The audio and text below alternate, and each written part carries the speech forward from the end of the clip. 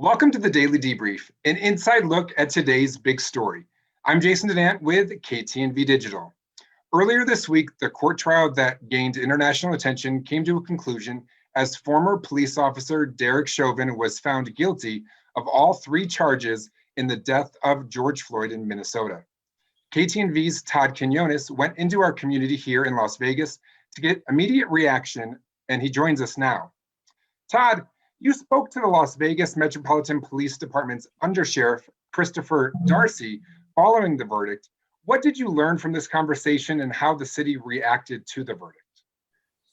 Well, first of all, Metro came out very loud and clear to say that the guilty verdict that the jury had reached today was the correct verdict. And they said quite clearly the death of Mr. George Floyd should have never have happened.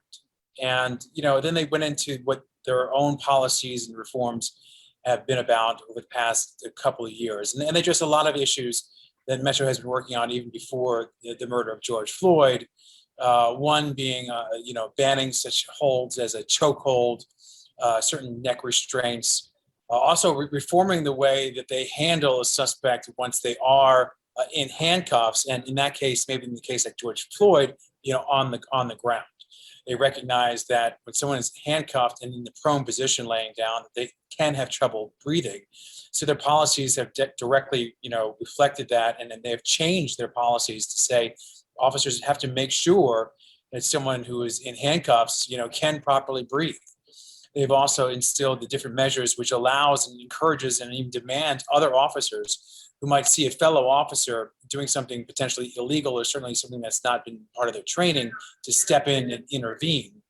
And they also talked about, policies of de-escalation. We hear that word a lot, but they talk about how that is really being such a key part of their training. And, as a reporter and anchor person, been in the news business now for 25 years, it's our job to be a little bit cynical and to question any authority, whether it's law enforcement or a political group or a mayor or, what have you. But I think today, during the meeting with Metro, they also had there some community leaders who are part of their multicultural advisory committee, which they've been working now with for years on, training and tactics and involving themselves in the community, in particular communities of color.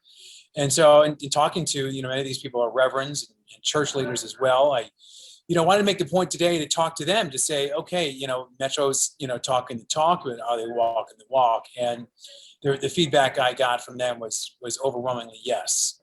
That yes, Metro is not perfect. There are still, changes that need to be made, but that Metro has been more than a willing partner to listen to some of these concerns by the community and to do what they can to mitigate, obviously something that like what happened in Minneapolis.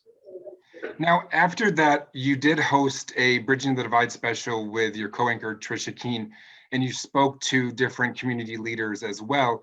What was your takeaway from those leaders in regards to this verdict and how Las Vegas itself has changed? I was reminded once again, the more people you talk to, the more responses you're going to get and the more varied responses you're going to get. It's always a good reminder in the news business why you got to talk to as many voices as possible, because I was, obviously I don't live in a bubble. We can't look at this case in a bubble, but I just thought, just in general, the overwhelming reaction would be somewhat of a sigh of relief that, okay, this went the way it should go. Justice, as we know it, was served in this case. But there were people on the panel who felt like this really changed very little, if anything, and there was no reason to celebrate is the wrong word, but there's no reason to feel anything's changed, because they said, going back to the case involving Emmett Till, and the history of this country and law enforcement and negative interactions and the killing of people in the Black community has been storied in American history. And so that was kind of like a shake a little bit for me to say, okay, I have to keep in mind that people have a long view.